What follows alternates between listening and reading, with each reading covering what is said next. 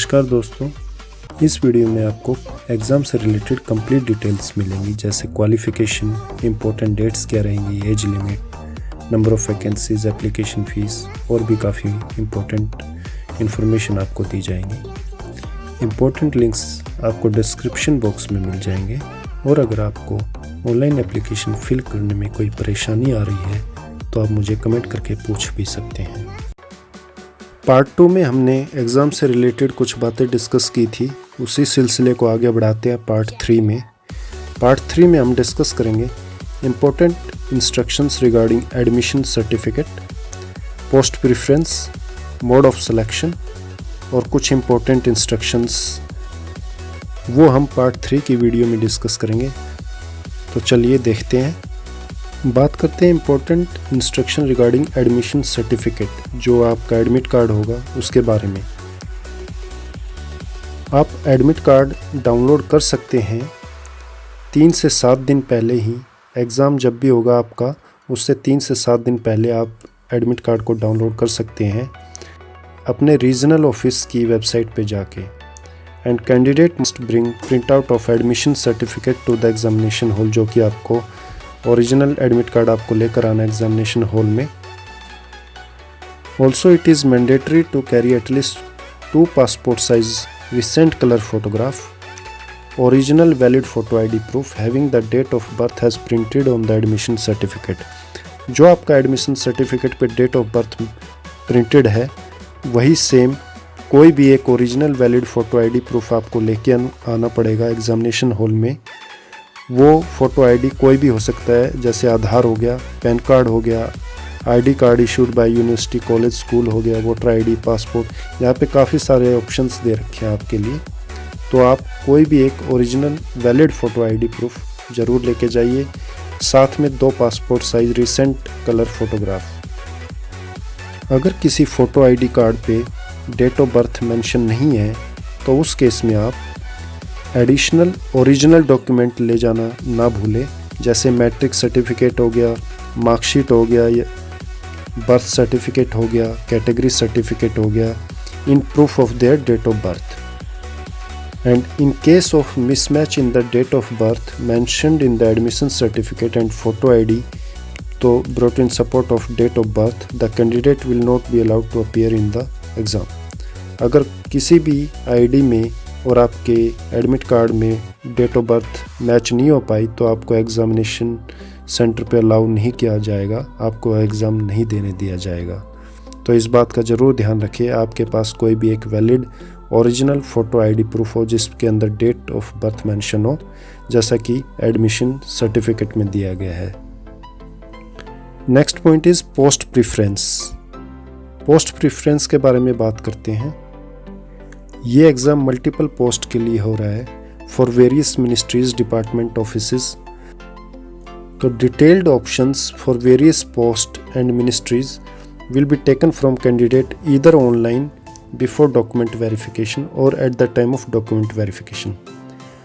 आपसे ऑप्शंस मांगे जाएंगे for various post and ministries. कौन सी मिनिस्ट्री में आप अप्लाई करना चाह रहे हैं, कौन सी पोस्ट के लिए जाना चाह रहे हैं, वो आपको ऑनलाइन आपको फिल करना पड़ेगा eight the time of document verification, या उससे पहले आपको ऑप्शन दिया जाएगा।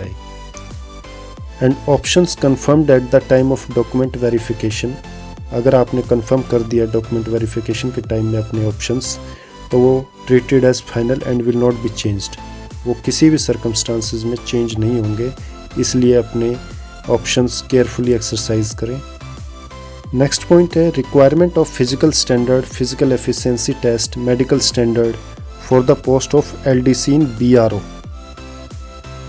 इज़ अवेलेबल एट एनेक्स्चर 15, जो कि नोटिफिकेशन में दे रखा है।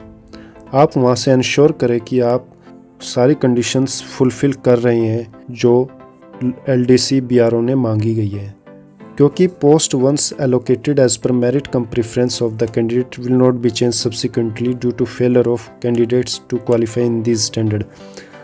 अगर आप क्वालिफाई नहीं कर पाते इन स्टैंडर्ड्स में और आपने वो ऑप्शन दे दिया तो वो आपका वेस्ट माना जाएगा, इसलिए आपको बड़े ध्यान से ऑप्शंस फिल करने हैं।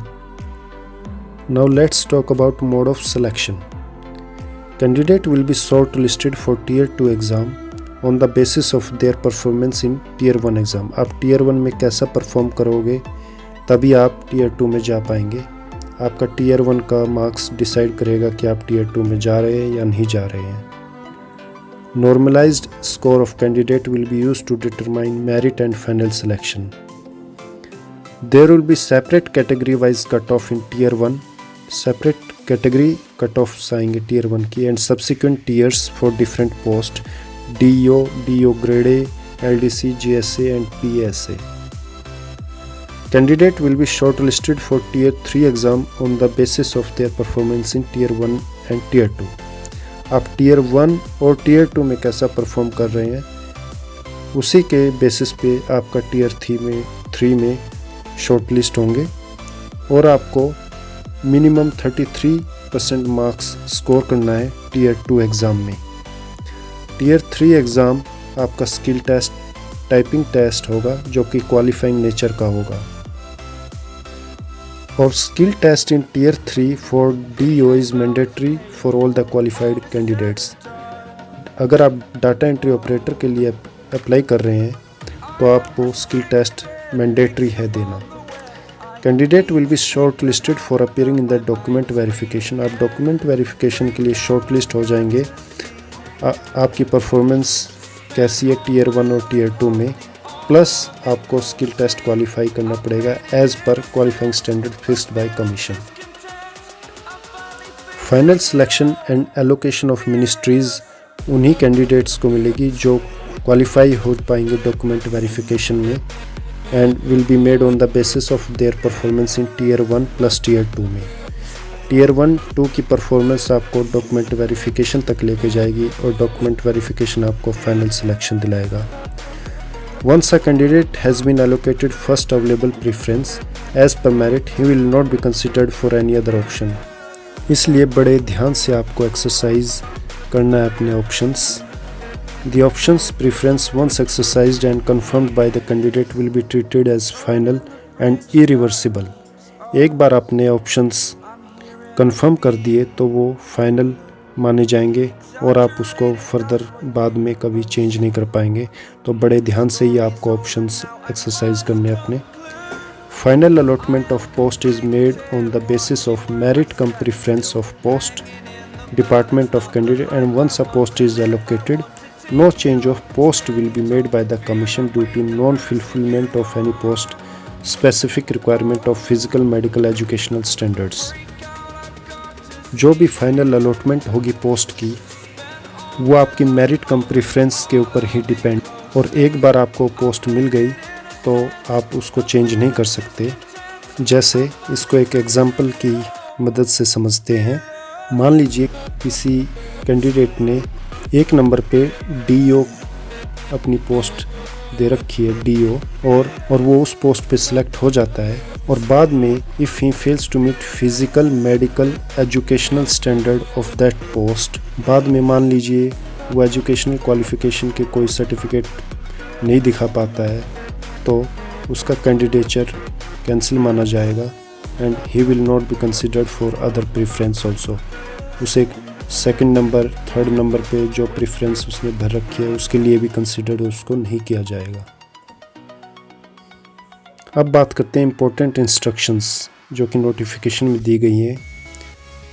जैसा कि मैंने पहले ही बताया, लास्ट डेट की वेट ना करते हुए आप जल्दी से जल्दी फॉर्म को फिलअप करें to avoid the possibility of disconnection, inability or failure to log in to the SSC website on account of heavy load on the website during the closing days. Last date के समय काफ़ी परेशानियाँ आती है, जैसे disconnection हो जाना, login नहीं होना SSC के वेबसाइट पे, तो इसलिए आप लास्ट डेट का वेट ना करें, जल्दी से जल्दी फॉर्म फिलअप करें। Candidate must write their name, date of birth, father name, mother name as given in matric certificate. जो मैट्रिक सर्टिफिकेट में लिखा गया है वैसा ही आपको मेंशन करनी है डिटेल्स अपनी ऑनलाइन एप्लीकेशन फॉर्म में। Otherwise candidature may be cancel eight the time of document verification, वरना आपका डॉक्यूमेंट वेरिफिकेशन के टाइम आपका कैंडिडेचर कैंसिल हो जाएगा इसलिए आप बड़े ही ध्यान से जो भी मैट्रिक सर्टिफिकेट में डिटेल्स दी गई है वही आप एप्लीकेशन फॉर्म में फिलअप करें। Application with blurred illegible photo signature will be rejected. Photo signature साफ साफ दिखने चाहिए। Candidate must fill their correct and active email address and mobile number. आपका ईमेल एड्रेस और मोबाइल नंबर बिल्कुल करेक्ट हो। ऑनलाइन एप्लीकेशन में ये ज़रूर ध्यान रखें क्योंकि जो भी कॉरस्पॉन्डेंस होगी वो आपकी थ्रू ईमेल और एसएमएस के थ्रू ही होगी। तो इस बात का ज़रूर ध्यान रखें कि आपका ईमेल एड्रेस जो आप फिल कर रहे हो और मोबाइल नंबर वो बिल्कुल ठीक हो। All the post carry all India service liability. जो भी पोस्ट दी गई है उस ऑल इंडिया सर्विस लाइबिलिटी है। नेक्स्ट पॉइंट है, अगर आपका स्कोर कट ऑफ मार्क्स से ज़्यादा है और आपको क्वालिफाई नहीं किया गया है for the next stage due to any reason, तो आपको within 2 months of the declaration of the result और 2 weeks prior to the conduct of next stage of examination, जो भी पहले है, आपको अपने कंसर्न रीजनल ऑफिस में अप्रोच करना पड़ेगा। तो इस बात का जरूर ध्यान रखिए। नेक्स्ट पॉइंट है, अगर कोई कैंडिडेट फाइनल सिलेक्शन हो जाता है और उसको कोई भी कॉरस्पॉन्डेंस नहीं हो रही है कमीशन की साइड से और कंसर्न यूज़र डिपार्टमेंट की साइड से 1 साल तक 1 year after declaration of result, he must communicate immediately thereafter with the concern user department. तो ये आप जरूर ध्यान रखें। In the online application form candidate are required to upload scanned colour passport size photograph. Colour passport size photograph होना चाहिए JPG format में। Size है 20 से 50 KB। फ़ोटोग्राफ 3 महीने से पुरानी नहीं होनी चाहिए और उस पर डेट मेंशन होनी चाहिए कि वो कब फ़ोटो क्लिक कराई गई है। Application without such date printed on the photograph will be rejected. तो ये ज़रूर ध्यान रखें कि उस फ़ोटो पे यहाँ पर डेट मेंशन की गई हो। Image dimension of the photograph should be 3.5 centimetre width होनी चाहिए और 4.5 सेंटीमीटर हाइट होनी चाहिए आपकी इमेज की dimensions. And photograph should be without cap, spectacles and both year should be visible. तो ये थे कुछ पॉइंट्स पार्ट 3 की वीडियो में जो हमने डिस्कस किए। आगे डिस्कस करेंगे पार्ट 4 में कुछ और इम्पोर्टेंट पॉइंट्स। पार्ट 4 की वीडियो का लिंक डिस्क्रिप्शन बॉक्स में आपको मिल जाएगा। Thank you. लास्ट में मैं ये कहना चाहूँगा कि candidates online application form fill up करने से पहले एक बार ऑफिशियल नोटिफिकेशन को ज़रूर पढ़ें। बाकी इम्पोर्टेंट लिंक्स डिस्क्रिप्शन बॉक्स में आपको मिल जाएंगे। अगर आपको मेरी ये इन्फॉर्मेशन पसंद आई हो तो मेरे चैनल को लाइक एंड सब्सक्राइब करें। Thank you. जय हिंद। सब्सक्राइब का बटन दबाइए लेटेस्ट एम्प्लॉयमेंट न्यूज़ की जानकारी पता करने के लिए और बेल आइकन को दबाना ना भूलें ताकि आपको लेटेस्ट एम्प्लॉयमेंट न्यूज़ के बारे में पता लगता रहे।